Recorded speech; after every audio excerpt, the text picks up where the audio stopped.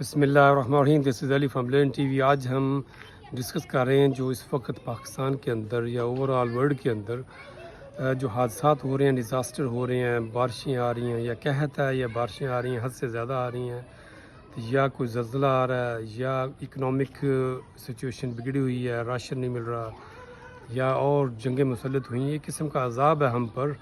تو جب ہم قرآن پاک کو پڑھتے ہیں تدبر سے، تفکر سے، اس کو ترجمے کے ساتھ، تفسیر کے ساتھ پڑھتے ہیں، اگر آپ انڈرسٹینڈ کرتے ہیں تو اس کے اندر جو پہلے انبیاء کرام کے واقعات ہیں جہاں پر ان کی قوموں کو عذاب میں مبتلا کیا گیا، پیغمبر آئے، انہوں نے اپنے پیغام پھیلایا، تو جو ان کی قومیں تھیں انہوں نے ان کو جھٹلایا، تو جھٹلانے کے سبب ان پر جو عذاب نازل ہوئے تو یہی قسم کے عذاب تھے. اب اس وقت سچویشن جو ہماری مسلمان ممالک میں ہے یا غیر مسلمان ممالک میں بھی سب سے زیادہ اس وقت وہی ہے کہ ہم وہ جو کام انہوں نے کیا تھا ہم وہ سب کام کر رہے ہیں. اس وقت عذاب ایسی ہوتا تھا کہ قوم لوط پر جو عذاب آیا تھا وہ فحاشی میں مبتلا ہوتی.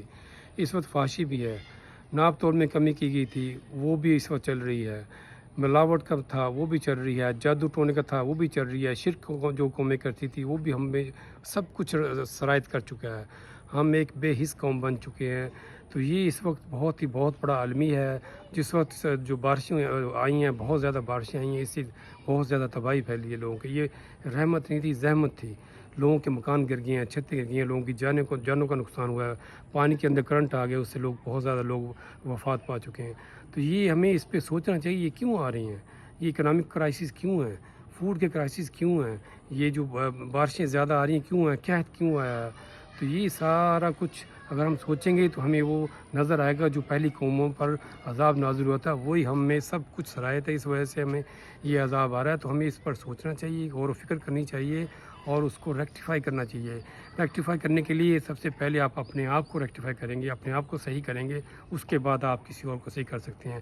دیا آپ نے چلانا ہے، اس دیے سے پھر اور دیے چلتے جائیں گے تو روشن ہوتا جائے گا. تو یہ ہمارا ایز اے مسلم ہمارا فرض بنتا ہے کہ ہم پہلے اپنے آپ کو ٹھیک کریں، ہم سچ بولیں، کسی کو دھوکہ نہ دیں، فراڈ نہ کریں، منافقت ہم میں نہ ہو، مخلصی ہم میں پائی جائے، ایمانداری ہم میں ہو، جھوٹ ہم نہ بولیں، خالص عبادت اللہ سبحانہ تعالیٰ کریں، شرک نہ کریں. شرک کا بہت زیادہ شرک پھیلا ہوا ہے، شرک بہت قسم کا شرک ہے. تو اس شرک سے بچنا چاہیے، چاہے وہ چھوٹا یا بڑا شرک ہے تو اس سے بھی بچنا چاہیے. تو یہ اب سب سے پہلے اپنے آپ کو ٹھیک کریں، اس کے بعد ہم دوسرے کو اس کو دعوت دے سکتے ہیں. اگر ہم خود ٹھیک ہوں گے، ہمارے اعمال اس قابل ہوں گے، دوسرا خود بخود ٹھیک ہو جائے گا. کیونکہ آپ کے ورڈز جو ہے نا، ورڈ سے زیادہ آپ کے جو ایکشن ہے وہ لوگوں کے دلوں کو مو لیں گے، تو وہ اس کو لوگ ایکسیپٹ کریں گے. تو وہ اس طریقے سے ہوگا. تو آپ قرآن پاک کو تدبر تفکر سے پڑھیں، ترجمے کے ساتھ پڑھیں. اس میں آپ کی عبادت بھی ہوگی، ذکر و اذکار بھی ہوگا، ثواب بھی ہوگا، اور اپنے آپ کو سنواریں گے بھی صحیح. اور اپنی قوم کو سب سے پہلے اپنے آپ کو سنواریں، پھر اپنے گھر کو، پھر باہر نکلیں.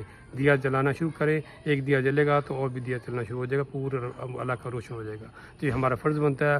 اپنا فیملی کا خیال رکھیں. السلام علیکم ورحمۃ اللہ وبرکاتہ.